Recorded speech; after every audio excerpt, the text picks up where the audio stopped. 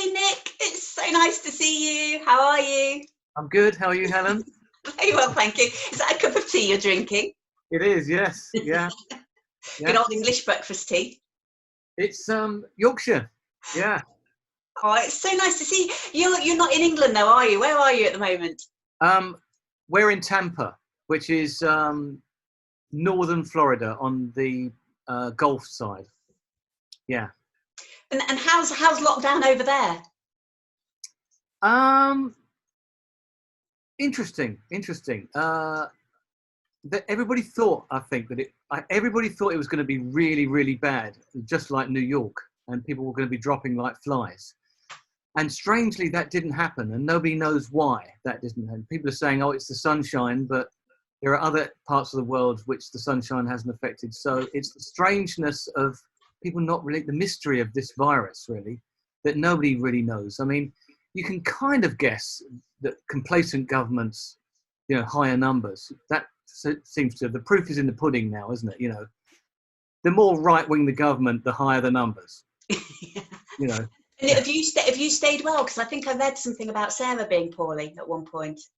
Well, we both didn't know whether we had it or not, because Sarah was.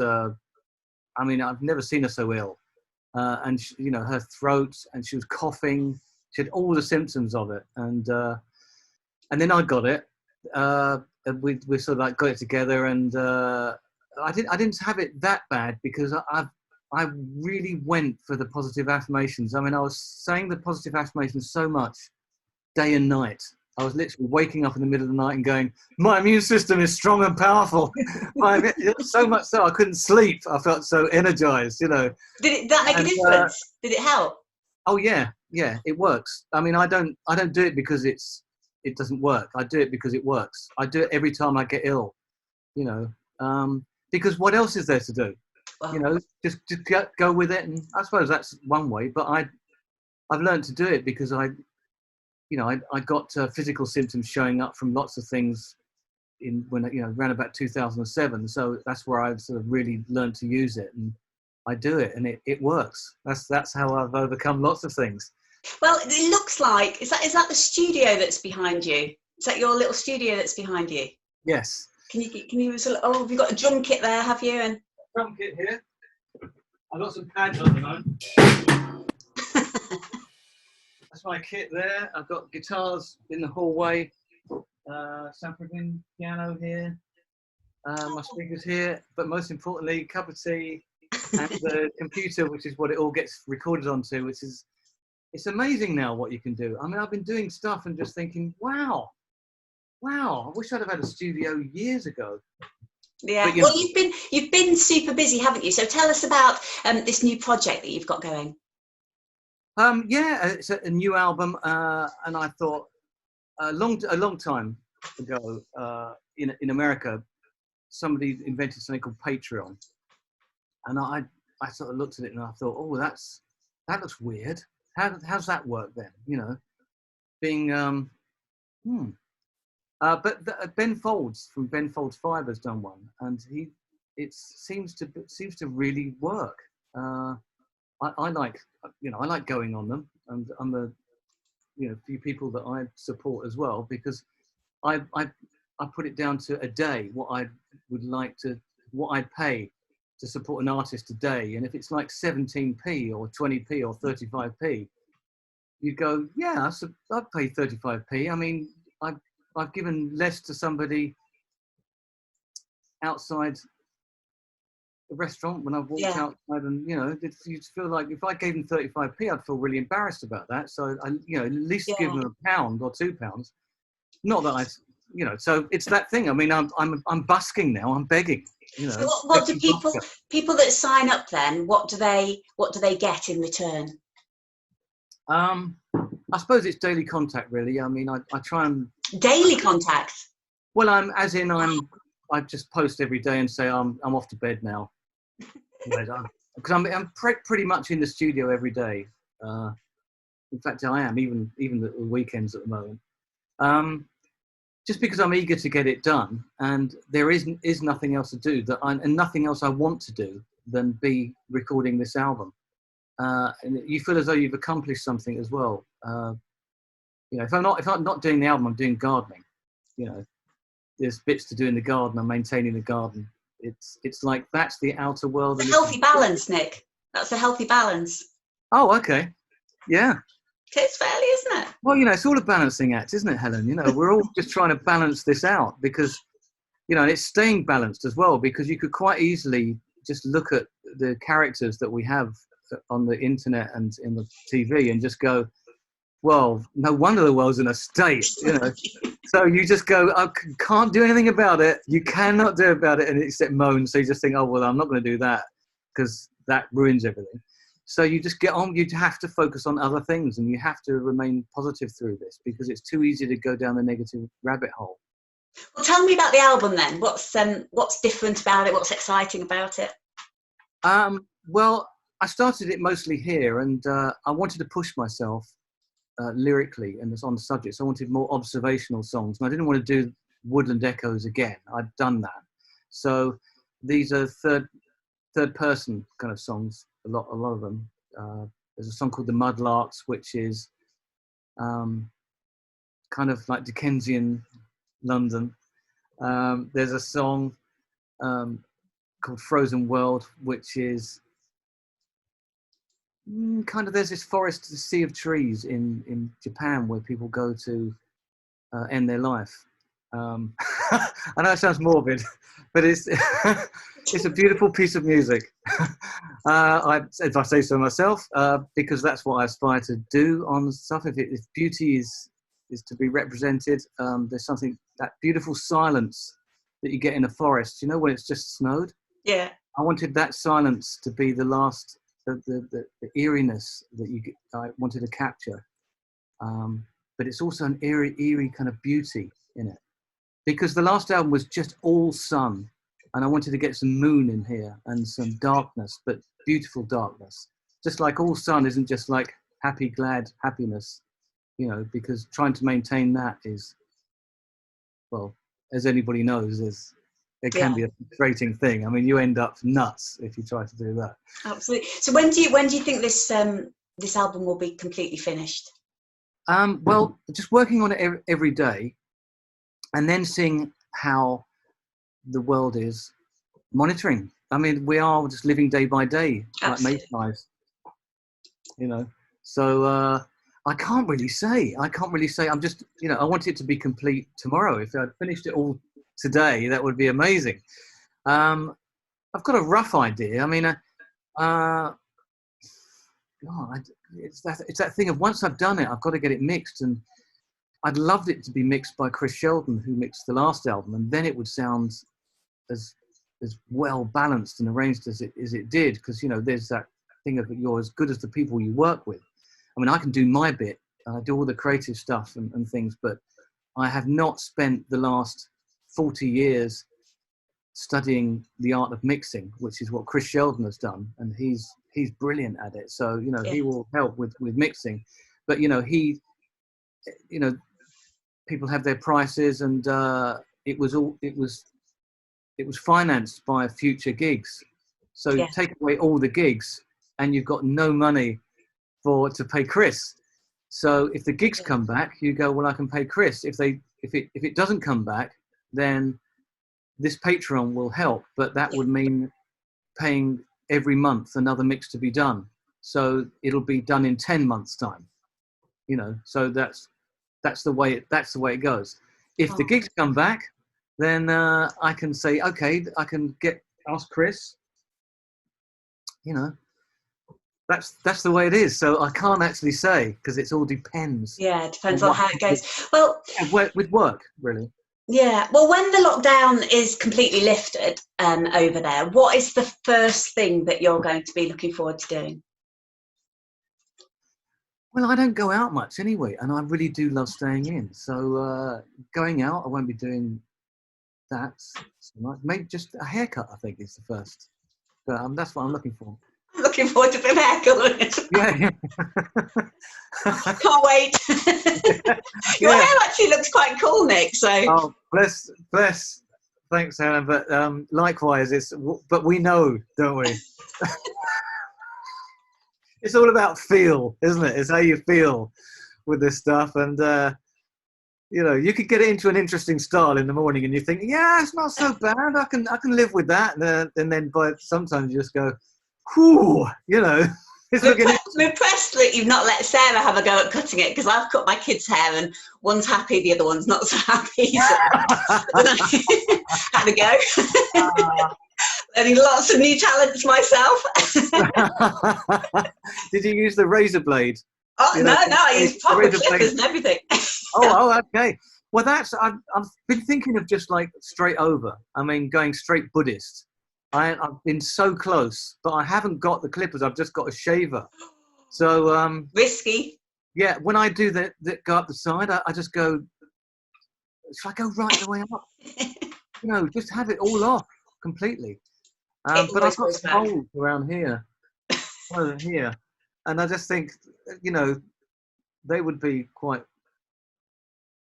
They would suddenly appear. I mean, I could see where they are, and I could. Someday you can wear a cap. Well, actually, a doctor did say, I can shave those off for you if you want. And I went, shave off moles, you know, and I had this horrible thought of him actually just shaving them off, you know.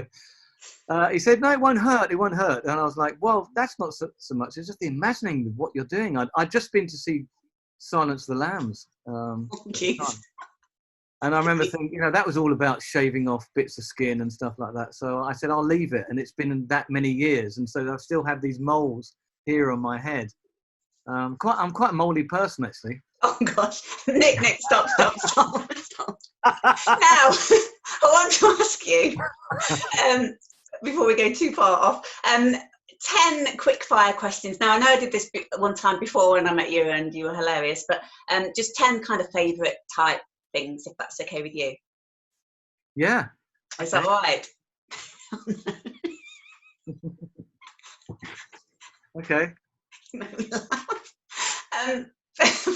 Favourite takeaway? Oh, curry. Favourite picture on your phone or selfie? Favourite picture? Favourite picture? Wow. Well, where is my phone? And it normally lingers around. Can you show us your favourite picture? Not one of those gloves, you know, with it on elastic. Yeah, when you were a kid. Yeah. I'd say that, well, I suppose it's got to be those pictures. And one is of Sarah down in Key West. She looks like Liz Hurley. And Sarah doesn't look like Liz Hurley, but she looks like Liz Hurley in this picture. Not that I'm even into Liz Hurley. I don't know, really. Anyway, I like the picture because she was leaning over me taking a picture. We're trying to do this video for, I think it was Baby Blue Sky, and she was sort of leaning over like that. And she didn't realise that I was taking the picture, and so I had it in my lap, and I just went like that, you know. And it's really nice and natural, and she's got this look on her face that is just genuinely really, really happy, you know. Oh. And so I snapped that, and then the other one is on my phone. I've got a picture of a Grammy that I put on there, and I haven't taken it off because I thought, you know, I'd like a Grammy for this next album.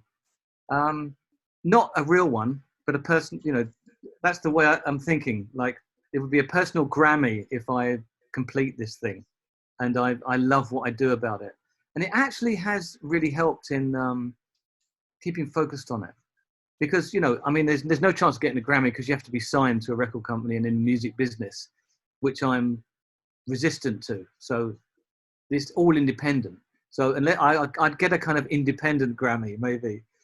I thought, well, where do I see? You're supposed to put affirmations up really clearly where you are every day. And I thought, well, I'm on my phone, so I'll put it there. I mean, this painting I've got up at the moment, it's important where you have a picture in the studio that you look at. And I look at sailboats and the sea. And this is like a ship's cabin in here. And I've got Pelican up here. And I'm going to put a porthole in the door. And so I want it to be like a ship's cabin in here. A favourite chocolate bar? Oh, dark chocolate. There's this stuff. What's the name of it? I never focus on names of stuff. It's a brilliant chocolate. It's local. I'll have to get the name of the chocolate and send that to you. I think I've got the wrapper in the cupboard at the moment because I go through them quite quickly. But it's dark chocolate and it's called something like Yacona or something. Nicona, never heard of it. It was something ordinary, but it's a company that have chosen some sort of name that invented. So yeah, Yacona chocolate. Right, okay, I'll look it up. Last time I asked you this, I remember asking you what your favourite sport was, and you were telling me you were doing a bit of rowing and things like that. I think it was like on a machine though, not on the river. But what's your favourite sport, even if it's just to watch? MMA. Sorry? MMA. Oh yes, that was it. I do remember you telling me that. And I can remember then thinking that was like a completely crazy. Yeah, Really? It's so weird. Not winding me up.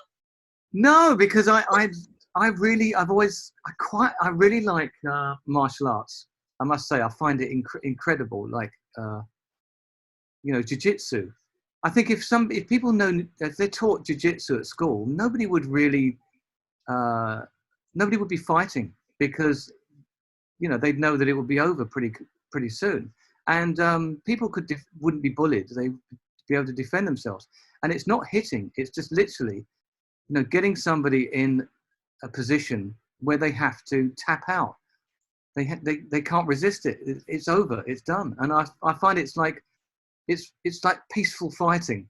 It ends, and people, the strongest of person will have to surrender.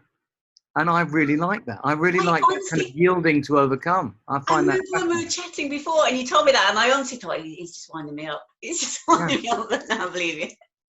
Yeah, well, there were two people into that in Haircut 100. I mean, Graham is an actual black belt karate. Really? Yeah, he teaches karate. Wow. Yeah, if it's. What sport would you like to try that you've not tried? Well, what sport would I?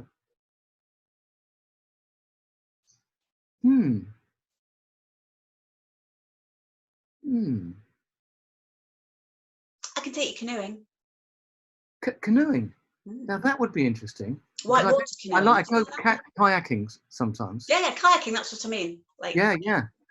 Take you in a 2-man down some white water or something. Yes. Yeah. I'd love that. Well, that's it.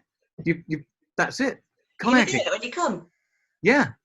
I don't mind going over. When you really? go over, and getting yourself back up. I've done that a few times. Yeah. Love it. Really enjoy it. Oh, fantastic. Favourite meal that you've cooked during lockdown? Favourite meal. I think it was what do you call those Mexican things? Fajitas. Yeah, they're kind of like this shaped. They're in a wrap. In a wrap, yeah. Like fajitas, Mexican fajitas. Kind of that, yeah. Oh, not fajitas. Yeah, and anyway, people will be going, "Ow, I know what it is." But one of those. Final question then. Favourite film that you've watched during lockdown? Because Sarah was telling me earlier they've been watching loads of films. So. Yeah, there was a Terence Rattigan film that was wonderful. I hadn't really. I kind of knew of him, but I didn't realise how wonderful his screenplays were, and the conversation, and how slow building they are, and then how wonderful the endings are. They just everything kind of it's like atonement at the end. Really, so been the Winslow boy and just wonderful.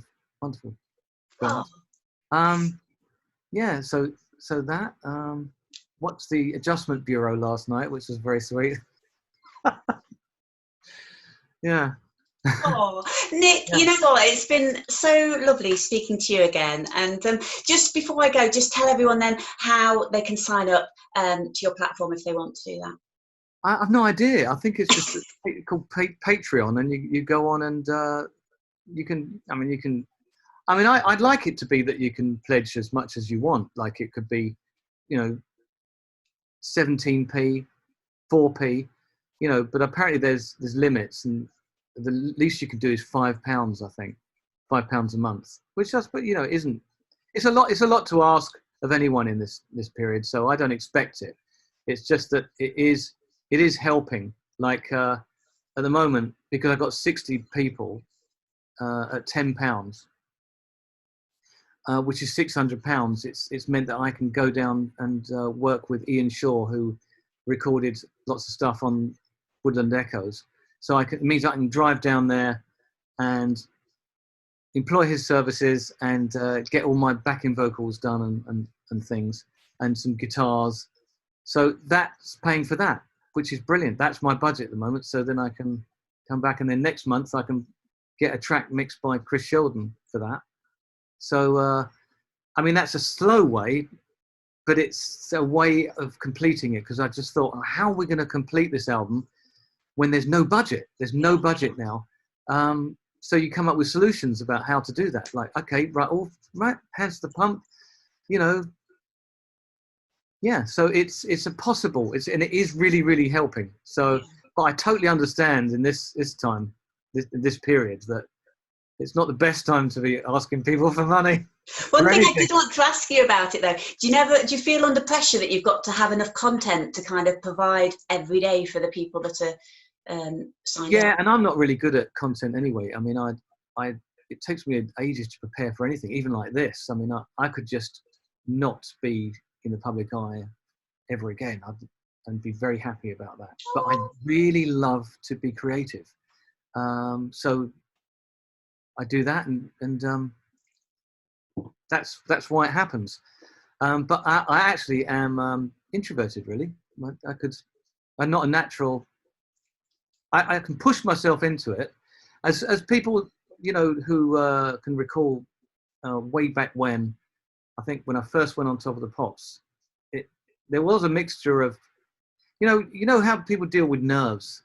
They might look overly happy or overly confident or overly something. I kind of was nervous, but I was genuinely nervous, but ended up looking vulnerable. And sometimes it's a way of, and I can joke around as well.